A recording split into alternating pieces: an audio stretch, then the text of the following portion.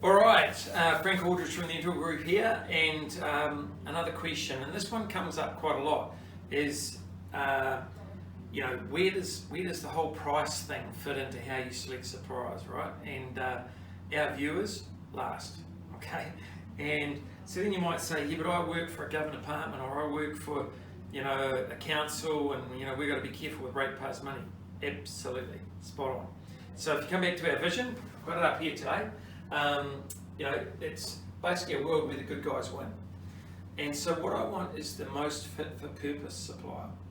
So what we do is our typical process, come up with a strategy, do a registration of interest, request for a proposal, something along those lines, right?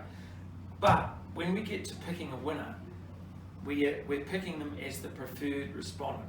We stumbled on this idea when we were doing alliance contracts, where you actually pick a winner, and then the client, being a council and the contractor, they actually form, it's an unincorporated joint venture, but they then build up a price model together.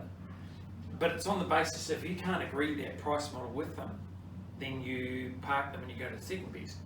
So we just took that thinking into what we call the preferred respondent. So in here we'll get down and we'll agree a preferred respondent,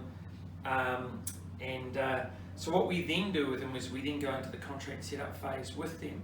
But what that means is you're then agreeing all the elements. So it's scope, specifications, pricing, maybe health and safety plans, that sort of thing, relationship management plans, the whole thing, how this relationship is going to work, the contract itself.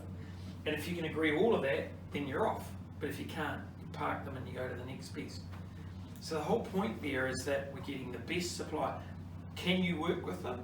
Can you fit within your budget with them? Yes or no? No, go to the next best.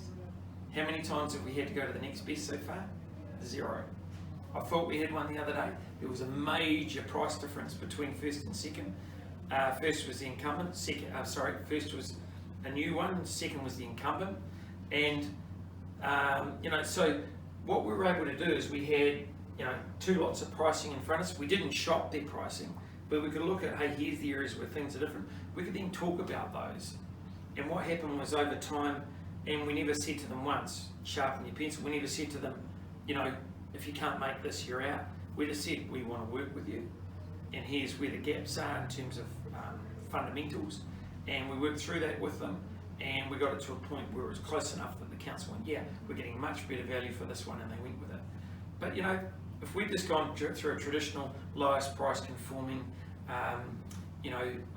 that sort of thing, price quality ratios, we'd have ended up with a different supplier, and we'd have ended up with not such a good supplier. And that's what we're after, a world where the good guys win. And so the other thing is with that whole price, lowest price conforming and focus on price, you're just driving it down, you're putting people out of business, you're creating a lifetime of people wanting variations and trying to get more out of the contract than they originally did. So better outcomes, fit for purpose suppliers, better solutions. Put the price in. We normally have somewhere between 0 and 10% weighting on price, and yet we still get the right outcomes. Okay, so just hope you believe in this, and I hope you give it a go. Preferred respondent is the key, and we let everyone know that, from the governance, the councillors, the senior leadership team, all the way down. This is how this works, so they get it out of their system that we don't have to be going for the cheapest one.